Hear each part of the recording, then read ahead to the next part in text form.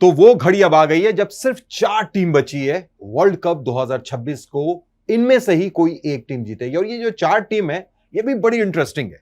एक ऐसी टीम जो अब तक अनबीटेन, एक मुकाबला नहीं हारी है।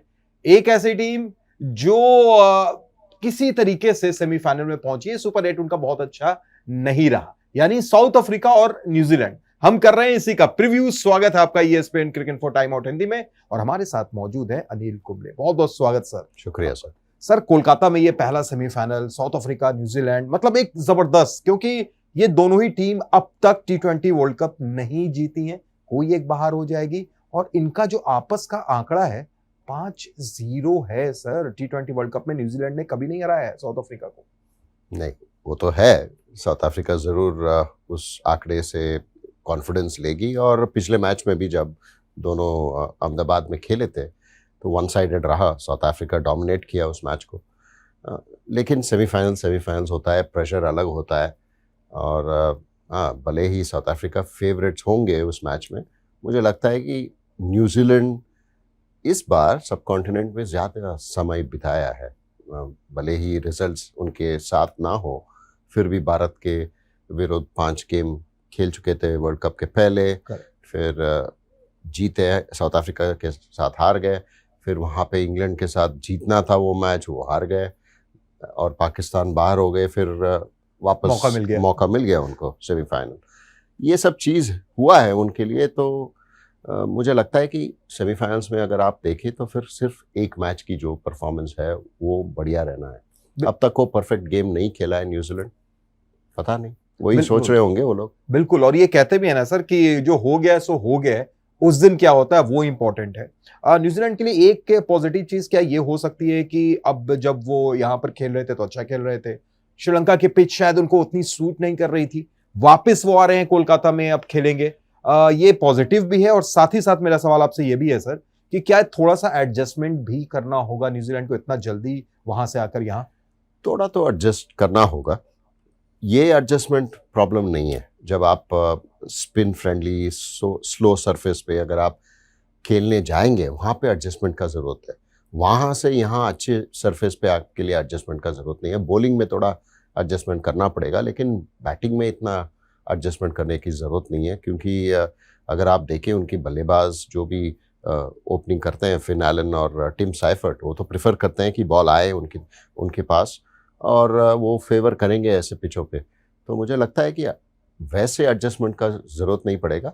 यही होगा कि क्या स्कोर बनाना है, तो वो भी आपको एक मौका मिल जाएगा। वेस्ट इंडीज़ और भारत का एक मैच ईडन गार्डन्स में, उसका रिज़ल्ट का थोड़ा तो आपको अनुभव मिला होगा कि देखिए ऐसा पिच होगा, इतना रन बनाना चाहिए। तो ये सब चीज़ आपके एडवांटेज भी है। बिल्कुल, आपने टीम साइफर्ट फिन एलन की बात की, आप रणनीति जरूर दिखेगा, क्योंकि हमने वहां पर अनिल सर के साथ ये भी जानने की कोशिश की है कि साइफर्ट, एलन, रचिन के लिए यानसन कितना बड़ा खतरा हो सकते हैं। अनिल सर, इस मैच में अगर साउथ अफ्रीका की तरफ हम नजर डालें तो उनके लिए अच्छी चीज एनगीडी का जबरदस्त फॉर्म, 12 विकेट अब तक ले चुके हैं इस वर्ल्ड कप में। फिर आप देखिए रबाडा अच्छे फॉर्म में आ चुके हैं। क्या थोड़ा सा एक कंफ्यूजन उनको होगा, क्योंकि नौखे ने जिम्बाब्वे के खिलाफ अच्छी गेंदबाजी की थी, क्या नौखे को दोबारा लाया जाए, दिमाग में चल रहा होगा, या स्टिक करेंगे अपनी पुरानी 11 से, रबाडा, इनगेडी, यानसन और बॉश? नहीं, मुझे लगता है कि पुरानी जो उनकी फास्ट बॉलिंग 4 लोग थे वही लेके जाएंगे सेमीफाइनल्स में भी, क्योंकि वो एक दूसरे को कॉम्प्लीमेंट करते हैं। Marco Jansen left arm tall seamer, उनको बाउंस मिलता है, स्विंग भी मिलेगा थोड़ा बहुत ईडन गार्डन्स में। फिर रबाडा बहुत बढ़िया डाल रहे हैं नई गेंद में।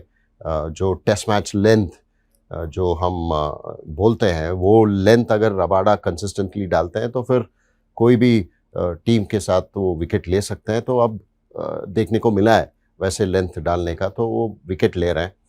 फिर कॉर्बिन बॉश बहुत बढ़िया डाल रहे हैं। वो 6 ओवर के बाद जो उनका वो एक स्पेल होता है, उसके बाद डेथ में आके वो यॉर्कर्स जो डालते हैं, तो वो अच्छे डाल रहे हैं। लेकिन सबसे आई थिंक सरप्राइजिंग रहा है कि लुंगी इंगीडी की परफॉर्मेंस। उनकी जो स्लोअर बॉल, बहुत कम बल्लेबाज पिक कर रहे हैं उनको और आसानी के साथ खेल रहे हैं। वो जो ड्वेन ब्रावो का जैसा था उनका बॉलिंग, वो डिप होता है उनका स्लोअर बॉल, तो ये ज़्यादातर मुश्किल हो रहा है बल्लेबाजों को। तो मुझे लगता है ये चारों कॉम्प्लीमेंट करते हैं। फिर केशव महाराज तो वो स्टेडी परफॉर्मर रहा है साउथ अफ्रीका के लिए, तो मुझे लगता है उनकी बॉलिंग या टीम, अगर आप इस पूरे विश्व कप में लगातार कंसिस्टेंटली उसी टीम के साथ खेले हैं, भले जिम्बाब्वे के साथ, क्योंकि वहाँ पे थोड़ा शायद उनको भी एक्सपेरिमेंट करना पड़ा। बिल्कुल, और उस एक्सपेरिमेंट के चक्कर में शुरू में थोड़ी सी लड़खड़ाई भी थी टीम, लेकिन बाद में अच्छे से जीता। अनिल सर, गेंदबाजी के बाद अगर बैटर की तरफ हम चले, एडन मार्करम, जिम्बाब्वे वाला मुकाबला अगर आप छोड़ दें तो उससे पहले लगातार जबरदस्त फॉर्म में एक अलग मार्करम दिखे हैं इस वर्ल्ड कप में, जो स्ट्राइक रेट बड़ी तगड़ी उनकी नजर आ रही है। तो ये चीज एक बहुत खतरनाक साइन भी है न्यूजीलैंड के लिए। बहुत खतरनाक साइन है, क्योंकि वो अच्छे प्लेयर है, ऐसा नहीं कि वो आड़ा टेढ़ा मारते हैं, सीधी बल्ले से बिल्कुल क्रिकेटिंग शॉट्स खेलते हैं, और उनको अच्छा लगता है कि बॉल आए तो ईडन गार्डन्स में वैसे ही मिलने वाला है। ज़्यादातर फ़र्क नहीं होगा अहमदाबाद की सरफेस और ईडन गार्डन्स की सरफेस, क्योंकि आपको एक चीज़ तो है, आउटफील्ड तो तेज़ रहेगी और वैल्यू मिलेगा आपकी शॉट्स को। और ऐसा नहीं कि बड़ा ग्राउंड है कैपेसिटी वाइज, बट यहाँ आजकल तो बाउंड्रीज सब छोटे लगते हैं ऐसे जो बल्लेबाज करते हैं। तो मुझे लगता है कि एडन मार्करम के लिए ये एक अच्छी सरफेस रहेगी उनके लिए।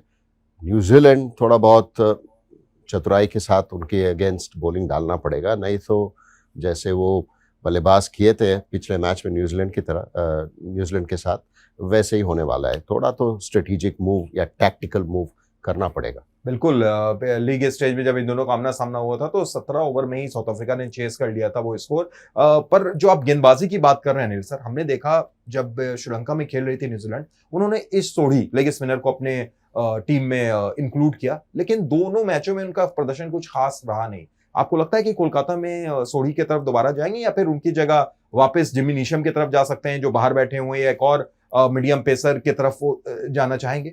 मुझे लगता है कि वापस जिमी नीशम के पास ही डफी भी है एक ऑप्शन, डफी भी है ऑप्शन, काइल जेमिसन भी है, पता नहीं मैट हेनरी जो न्यूजीलैंड वापस गए हैं बर्थ ऑफ द चाइल्ड, तो वो अगर टाइम पे वापस आ जाते हैं तो फिर खेलेंगे, अगर नहीं आ पाएंगे तो फिर वहाँ पे भी आपको एक चेंज करना पड़ेगा। तो मुझे लगता है कि शायद स्पिन के साथ नहीं जाएंगे, जो पहले भारत में जो सफलता मिली न्यूजीलैंड के लिए, उसी 11 से वो जाएंगे जहाँ पे जिमी नीशम प्लेइंग 11 में थे। एक तो एक फास्ट बॉलिंग ऑलराउंडर भी है और बल्लेबाज भी करते हैं। बिल्कुल, तो आखिर में सर चलते चलते प्रेडिक्शन, एक टफ प्रेडिक्शन, न्यूजीलैंड क्या पहली बार इतिहास बदलते हुए T20 वर्ल्ड कप में साउथ अफ्रीका को हरा के फाइनल में पहुंचेगी, या अफ्रीका रिपीट करेगा पिछली बार बारबाडोस? नहीं, एडवांटेज तो साउथ अफ्रीका के साथ में ही है, क्योंकि अच्छे फॉर्म में हैं और कंडीशंस उनके लिए ज़्यादा फर्क नहीं है अहमदाबाद, लेकिन चुनौती तो होगी। न्यूजीलैंड ऐसा आसानी के साथ, जैसे वो इजी विक्ट्री था पहले जब लीग फेज में मिले थे, वैसा नहीं होने वाला है। मुझे लगता है कि थोड़ा तो फाइट मिलेगा, और आप सेमीफाइनल में you can't take any team lightly. तो मुझे लगता है कि साउथ अफ्रीका को एज है ज़रूर, लेकिन बहुत बढ़िया फाइट मिलेगा न्यूजीलैंड के। बिल्कुल, जो मैंने आपसे सवाल किया था ऐसी गुगली आई कि मुझे ही समझ नहीं आया कि ये नहीं, साउथ अफ्रीका मेरे हिसाब से साउथ अफ्रीका ज्यादातर चांस है उनको फाइनल्स जाने का। चलिए सर, बहुत बहुत शुक्रिया आपके लिए वक्त निकालने के लिए, और शुक्रिया आपका भी। आप भी बताइए आपकी फेवरेट कौन है, फाइनल में कौन पहुंच रही है? कमेंट कीजिए, जवाब दीजिए, और देखते रहिए ESPN cricket 4 time out Hindi.